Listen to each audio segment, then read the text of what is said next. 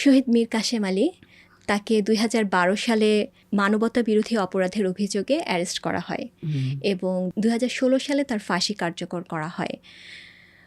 আমরা জানি যে শহীদ মীর কাসেম আলী তিনি শুধু একজন রাজনীতিবিদই নন, বরং দেশে বিদেশে একজন উদ্যোক্তা ও সফল ব্যবসায়ী হিসেবেও সুপরিচিত। বাংলাদেশের পর্যটন শিল্পে তার অনেক বড় ভূমিকা আছে।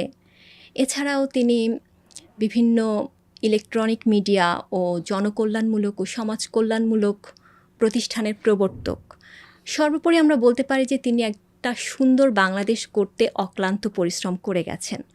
তো এই রকম একজন উন্নয়ন বান্ধব এবং দেশপ্রেমিক মানুষকে মানবতা বিরোধী অপরাধে অভিযুক্ত করার কারণ কি বলে আপনি মনে করেন? এটাতে কি কোনো রাজনৈতিক উদ্দেশ্য ছিল? ওভারঅল পুরো বিচার প্রক্রিয়াটাকে আপনি কিভাবে দেখছেন? আসলে উনি একজন রাজনৈতিক ব্যক্তিত্বের চাইতেও উনি একটা আন্তর্জাতিক একটা পরিচয় ছিল তার। তিনি রাবেতায় আলম আল ইসলামীর কান্ট্রি ডিরেক্টর ছিলেন। হ্যাঁ, সেই হিসাবে তার একটা আন্তর্জাতিক স্বীকৃতি ছিল।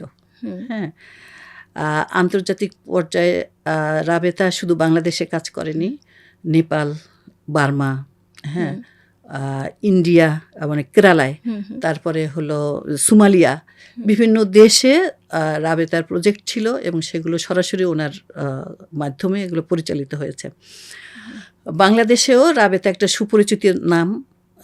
সারা বিশ্ব জুড়েই মুসলমানরা যেখানেই নির্যাতিত নিপীড়িত সেই সমস্ত মুসলমানদের জন্য রাবেতা কাজ করেছে। সেই হিসাবে আন্তর্জাতিক তার একটা সুনাম ছিল এবং এই ক্ষেত্রেই বাংলাদেশে আপনার শিক্ষা প্রতিষ্ঠানের ম্যানেজমেন্ট করে ফেলুন সম্পূর্ণ ডিজিটালাইজড। ব্যবহার করুন তালমি ক্লাউড স্কুল বা মাদ্রাসা ম্যানেজমেন্ট সফটওয়্যার। সফটওয়্যারটি সম্পূর্ণ ফ্রি ট্রায়াল নিতে এখনই কিউআর কোড স্ক্যান করুন বা কমেন্টে দেওয়া লিঙ্কের ফর্মটি ফিল আপ করুন। যদিও জামাতে থাকার জন্য তাকে জামাতের লিডার হিসাবে আখ্যায়িত করা হয়, কিন্তু ওনার মেইন পরিচয় কিন্তু বাংলাদেশের সরাসরি রাজনীতিতে কিন্তু উনি ছিলেন না। যেমন কোনো মিছিল মিটিংয়ে ওনাকে কখনো দেখা যায় না, উনি কখনো সরাসরি ওপেন যে প্রোগ্রামগুলো হয় রাজনৈতিক মঞ্চে উনি ছিলেন না। হ্যাঁ, কিন্তু উনি ছিলেন হলো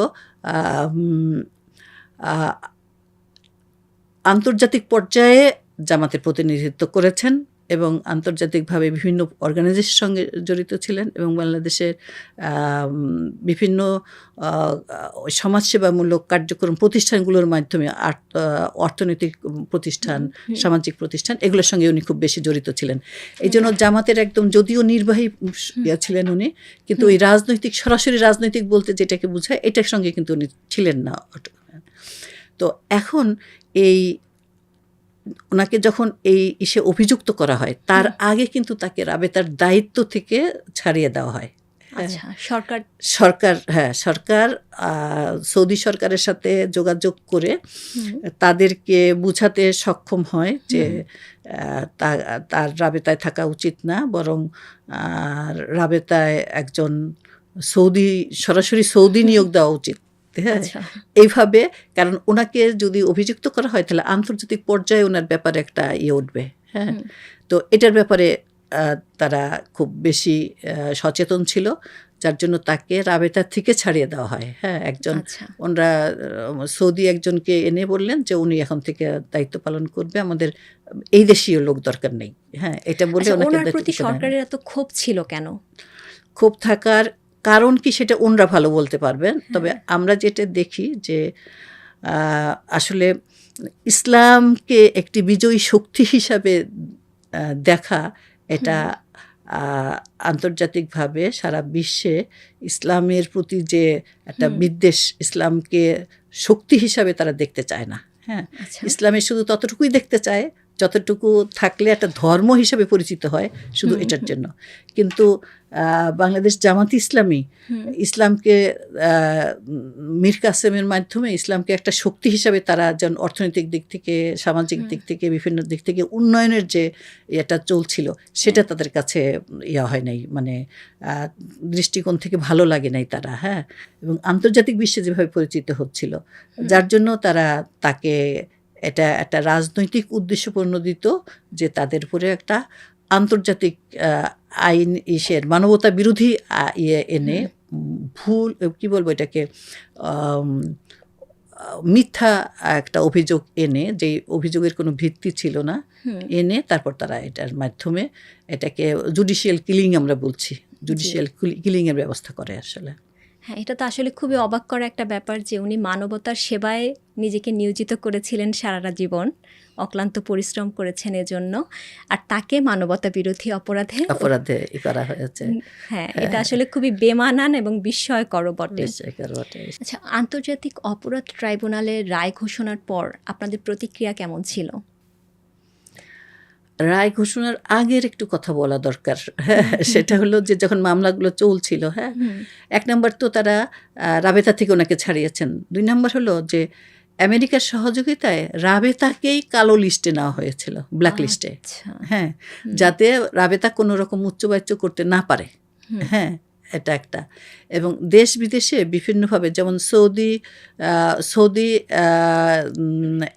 এমবেসি সবসময় রাবেতার পক্ষে, কারণ ওটা প্রতিষ্ঠানটাই, রাবেতাটা হচ্ছে জেদ্দা বেস্ট, মক্কা বেস্ট একটা প্রতিষ্ঠান।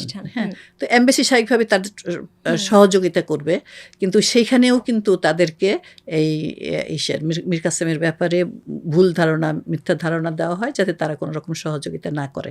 হ্যাঁ, আর এই যে আন্তর্জাতিক, এটাকে বলা হয়েছে আন্তর্জাতিক, কিন্তু এর কোনো আন্তর্জাতিক মান ছিল না।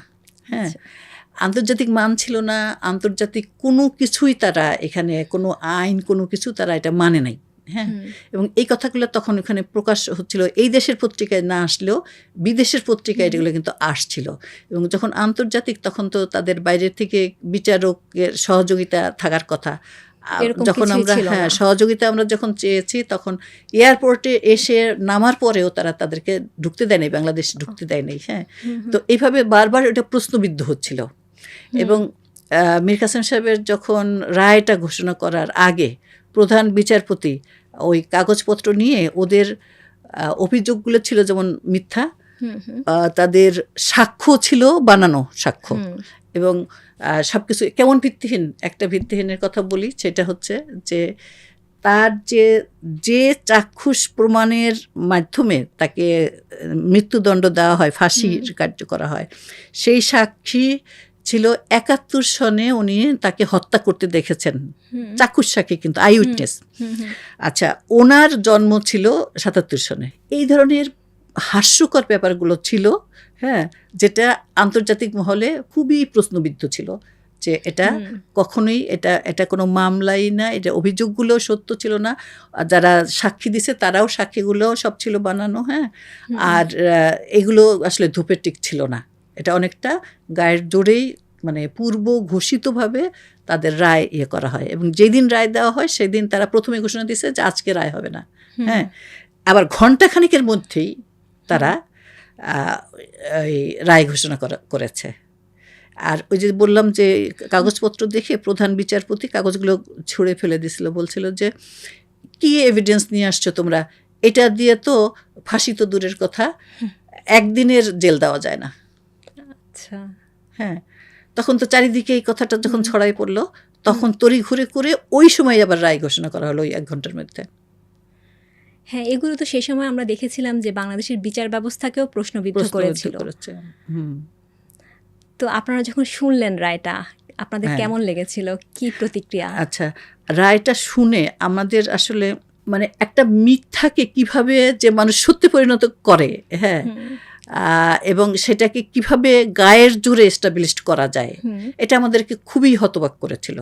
হ্যাঁ, এবং আমরা সাথে সাথে এটাকে রিভিউ আবেদন করেছিলাম, রিভিউ করার। হ্যাঁ, আর আমাদের তো আল্লাহর রহমতে আমাদের ঘরে ঘরে যে এত ব্যারিস্টার তৈরি হয়ে গেছিলো, সেটা আমরা নিজেরও অতখানি বুঝতে পারি নাই, যে আমাদের প্রত্যেকের ঘরেই, যেমন আমার ছেলে ব্যারিস্টার ছিল, ব্যারিস্টার আব্দুর রাজ্জাক ভাই নিজে ছিলেন, তার 2 ছেলে ব্যারিস্টার।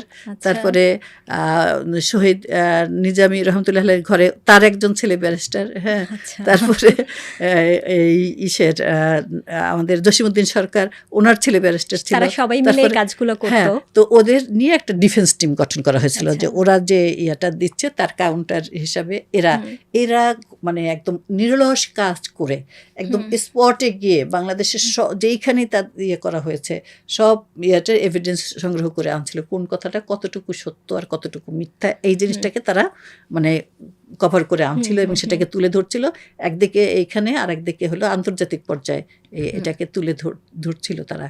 হ্যাঁ, তো আমি আমার ছেলেকে বলতাম, আরমানকে বলতাম যে তো ও অসুস্থ হয়ে পড়ছিল এই সমস্ত কাজগুলো করতে গিয়ে, তো তুমি কেন এগুলো নিয়ে এত জানা কথা, আমরা তো জানি যে এই মামলাটা কেন করা হচ্ছে এবং রায়টা যে সাজানো হবে, পূর্ব ঘোষিত, এটা যে কোর্টে লেখা হবে না, এটা যে লেখা হবে অন্য জায়গায়, এটা তো আমাদের জানা কথা ছিল আর কি, যে তাদের অ্যাটিটিউড দিয়ে দেখেই বুঝে গেছিল, যার জন্য এটা কেন তোমরা খাটছো। তখন ও আমাকে বলতো, জামু আমি এই লড়াইটা আমি লড়তে চাই, এই জন্য যে এটা কিন্তু এখানে শেষ হয়ে যাবে না, এরপরে যত লয়ের ছাত্ররা আছে তারা কিন্তু এগুলো পড়বে, হ্যাঁ এগুলো পড়বে, তো এই জন্য আমাদের সত্যটাকে উদ্ঘাটন করতে হবে, যাতে পরবর্তী যারা পড়বে তখন তারা এটা জানতে পারে যে এটা কী ধরনের মানে মামলা ছিল আর সেটার জন্য কী কী কাজ করা হয়েছে।